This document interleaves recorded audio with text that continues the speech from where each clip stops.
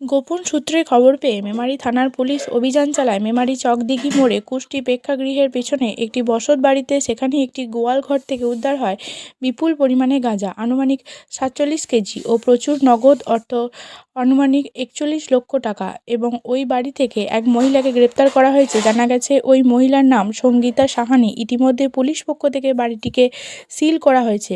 Police সূত্রে খবরের আগেও সঙ্গীতা সাহানির মাকে একই অভিযোগে গ্রেপ্তার করা হয়েছিল।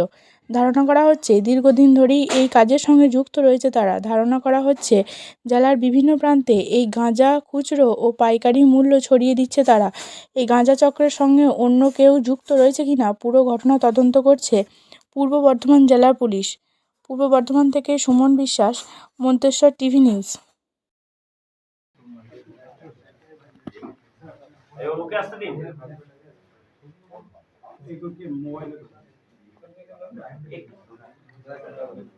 হাত বাড়িয়ে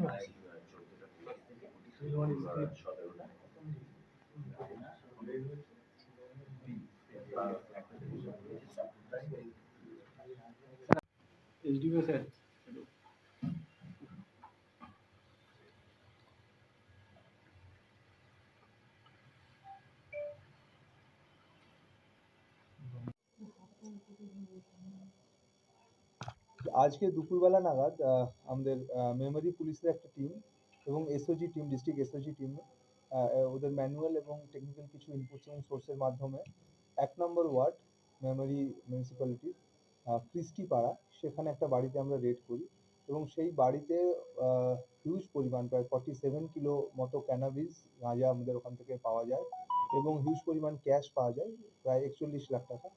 পরবর্তীকালে এসডিপিও সদস্যদের নেতৃত্বে পুরো জিনিসটাকে সিজ করা হয়। যেহেতু হিউজ পরিমাণ ক্যাশ ছিল, আমরা ব্যাংক অফ বরোদাকে একটা রিকুইজিশন করি এবং সেখান থেকে কাউন্টিং মেশিন আসে এবং তাদের এক্সপার্টরা আসে এবং তাদের উপস্থিতিতে পুরো ক্যাশটা কাউন্টিং করা হয় এবং সিজার করা হয় প্রপার প্রসিডিওর মেনে।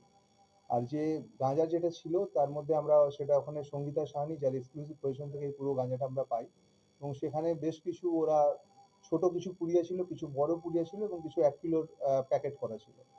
ওর কাছ থেকে জিজ্ঞাসাবাদে ও কনফেস করে এবং ওর কাছ থেকে জানা যায় যে বড় পুড়িয়া যেগুলো ছিল ওগুলো প্রায় 100 টাকা করে ও বিক্রি করতো এবং যেগুলো ছোট পুড়িয়া ছিল সেগুলো 50 টাকা করে বিক্রি করতো।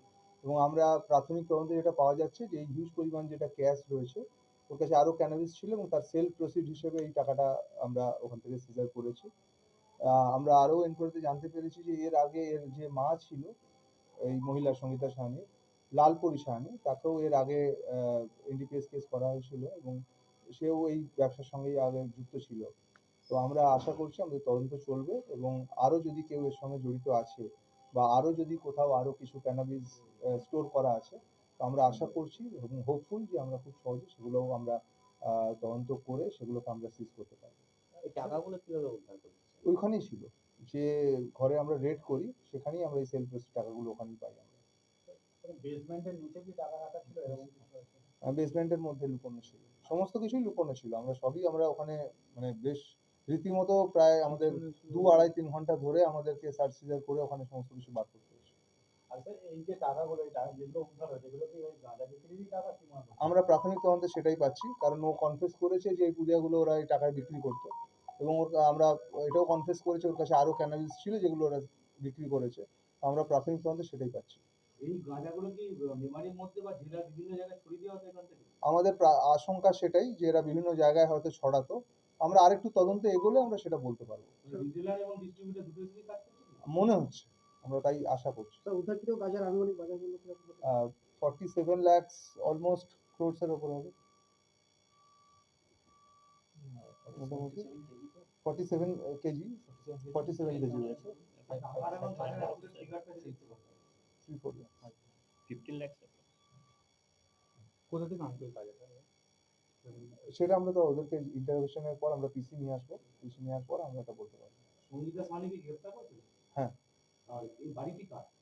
বাড়িটি আমরা খোঁজ করছি, সম্ভবত মানে এর মায়ের বা এর বাড়ির আর কারো আছে আমরা জানি। এই কি দীর্ঘদিন ধরে কি গাঁজার কারবার করছে এলাকায়? যেহেতু এর মায়ের সঙ্গে যুক্ত আমরা জানতে পারলাম, তো আমরা আশঙ্কা করছি, আমরা দেখি, আমরা খোঁজ করছি এটা।